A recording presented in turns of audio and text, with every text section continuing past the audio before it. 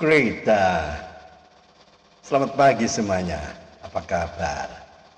Ya, hari ini saya akan bertanya ya. Ada satu pertanyaan yang menarik untuk kita renungkan ya. Mengapa selama lebih dari 2000 tahun nama Yesus Kristus terus menjadi sasaran serangan? Ya enggak? Banyak tokoh besar lahir dalam sejarah. Ada raja, ada filsuf, ada pemimpin dunia. Tapi anehnya, tidak banyak orang yang sibuk menyerang mereka loh.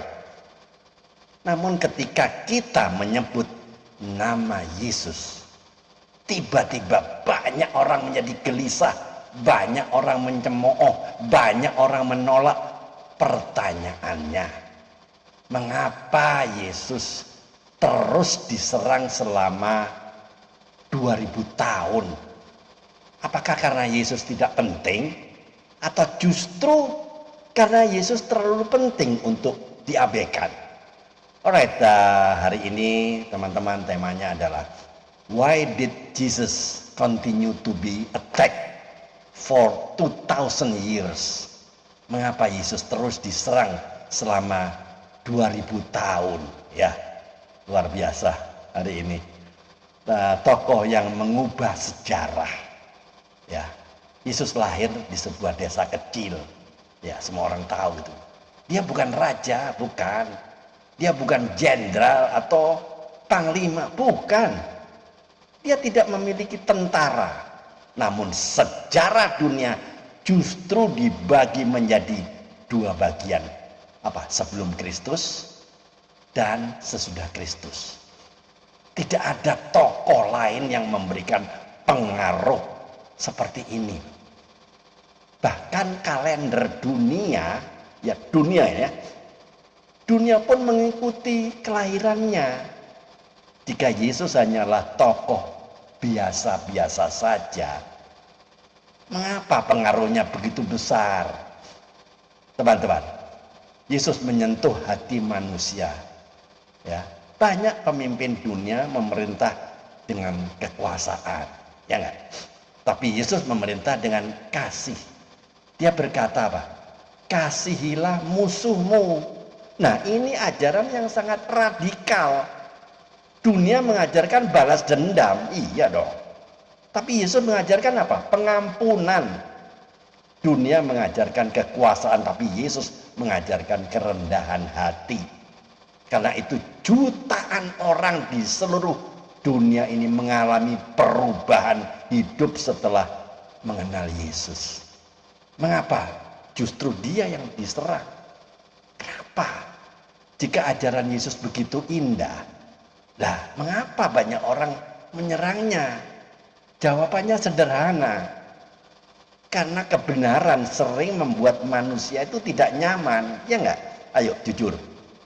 Yesus berbicara tentang apa? Dosa, pertobatan, penghakiman, keselamatan. Yesus berkata, aku adalah jalan dan kebenaran dan hidup. Inilah ada satu-satunya rasul atau nabi yang berani memproklamirkan kata-kata ini. Tidak ada agama-agama lain ya, nabinya atau rasulnya yang berani menjamin seperti itu atau memproklamirkan kata-kata seperti itu. Nggak ada, semuanya mudah-mudahan. Itu dia, nggak ada. Hanya Yesus yang berani berkata tegas, aku adalah jalan dan kebenaran dan hidup. Tidak ada orang sampai kepada Bapa tanpa melalui aku. Pernyataan ini sangat kuat teman-teman. Karena itu sebagian orang merasa apa? Terganggu daripada berubah. Mereka memilih apa? Menyerang. Serangan tidak pernah menghentikan Yesus. Ya enggak? Sejak awal pelayanannya Yesus sudah diserang. Dia difitnah, dia dihina, bahkan akhirnya apa? Disalibkan. Musuh-musuh Yesus mungkin berpikir sekarang semuanya selesai. Ya, dia pikir begitu kan? Tapi mereka semuanya salah. 3 hari kemudian Yesus bangkit dari kematian. Dan sejak saat itu kabar tentang Yesus menyebar ke seluruh penjuru dunia, ke seluruh jagat raya ini. Hari ini lebih dari miliaran orang percaya kepadanya. Serangan tidak menghentikan Yesus, tapi justru seringkali serangan membuat nama Yesus semakin dikenal. Jadi pesan moralnya, saudara yang terkasih, serangan terhadap Yesus sebenarnya bukan hal baru. Kita nggak usah kaget. Sejak zaman Alkitab hal itu sudah terjadi. Tetapi sejarah membuktikan satu hal, kebenaran tidak bisa dihancurkan oleh penolakan. Kadang-kadang orang menyerang sesuatu bukan karena itu salah, tapi karena itu menyentuh hati mereka. Cuman mereka nggak mau jujur, itu saja. Karena itu pesan moralnya sederhana, jangan ikut-ikutan menolak Yesus hanya karena tekanan lingkungan. Selidikilah sendiri siapa Yesus sebenarnya, karena bagi banyak orang mengenal Yesus telah mengubah hidup mereka untuk selamanya. Teman-teman, tolong jawab pertanyaan saya dengan jujur. Satu, ya, teman-teman yang di YouTube channel ini, perhatikan saya ke depan. Halo.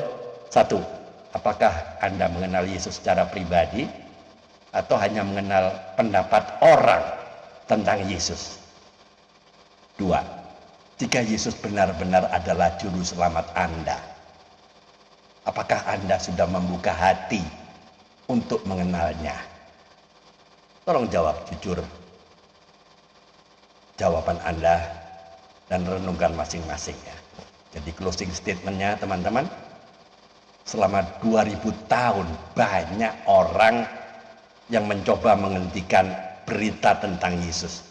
Tapi sampai hari ini nama Yesus masih diberitakan. Bahkan semakin banyak orang yang mengenalnya. Karena Yesus bukan sekedar tokoh sejarah. Karena Yesus adalah Tuhan yang hidup. Dan seperti yang dikatakan dalam Kisah Para Rasul, keselamatan tidak ada di dalam siapapun juga selain di dalam Dia. Teman-teman, dengarkan baik-baik. Halo. Truth will always outlive its critics. Kebenaran akan selalu hidup lebih lama daripada para pengkritiknya. If Jesus was insignificant, nobody would bother attacking him. Ya, saya ulang lagi supaya jelas ya. If Jesus was insignificant, nobody would bother attacking him. Jika Yesus tidak penting, tidak ada orang yang repot-repot menyerangnya. Tolong direnungkan baik-baik. Mari kita tunduk kepala, kita berdoa. Tuhan Yesus yang baik, terima kasih karena Engkau datang ke dunia untuk menyelamatkan manusia. Tolong kami Tuhan, agar tidak hanya mendengar tentang Engkau, tetapi benar-benar mengenal Engkau secara pribadi. Berkati setiap orang yang mendengar YouTube channel ini, dan bukalah hati mereka untuk menerima kebenaran-Mu. Di dalam nama Tuhan Yesus Kristus, kami berdoa dan mengucap syukur. Alright, berharap YouTube channel ini, konten video ini berkati Anda. Tolong disampaikan, sebarkan, share kepada teman-teman yang lain, agar Anda mempunyai keberanian untuk memenangkan jiwa orang-orang yang mendengar YouTube channel ini. Banyak orang bertobat dan diselamatkan. Keep on fire, keep on moving. Tiada hari tanpa bersaksi tentang Kristus, tiada hari tanpa memenangkan jiwa. Ayo, Tuhan Yesus memberkati. Mikir, Tuhan Yesus memberkati. Amin.